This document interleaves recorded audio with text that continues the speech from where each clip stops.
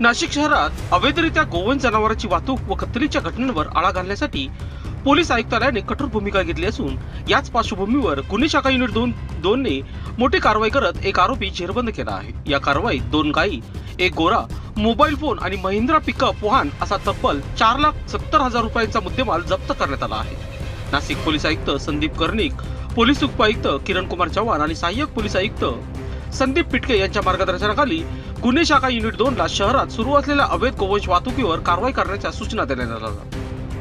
30 April 2026 रोजी पहाटेच्या सुमारास गुन्हे शाखा युनिट 2 ने पथक भद्रकाली पोलीस ठाणे हद्दीत गस्त घालत असताना पोलिसांना गुप्त माहिती मिळाली की डॉक्टर झाकीर हुसेन हॉस्पिटल परिसरातून MH05 DK 0393 क्रमांकाच्या महिंद्रा पिकअप मधून गोवंश जनावरे कत्तलीसाठी कथाडाकडे नेली जात आहे। मिळालेल्या माहितीनुसार वरिष्ठ पोलीस निरीक्षक हेमंत तोडकर यांच्या नेतृत्वाखालील पथकाने सापळा रचून संबंधित पिकअप वाहन अडवले। वाहन चालकाला ताब्यात घेत त्याची चौकशी केली असता त्याने आपले नाव रिजवान नूर आलम शेख, वय वर्ष 27, राहणार चौक मंडई, बिरबल आखाडा, भद्रकाली, नाशिक असे सांगितले। वाहनाची तपासणी केली असता वाहनाच्या मागील भागात गोवंश जातीची जनावरे अतिशय क्रूर पद्धतीने कोंबून बांधलेली आढळून आली।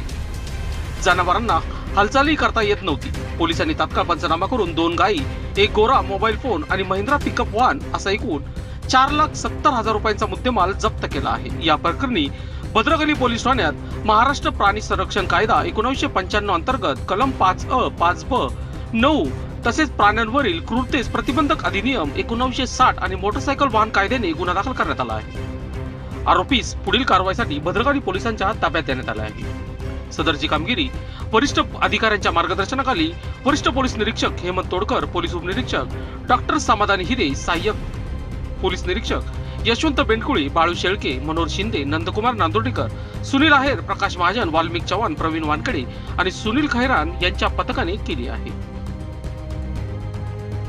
लोकशास्त्र न्यूज साठी बंटी आढाव, नाशिक।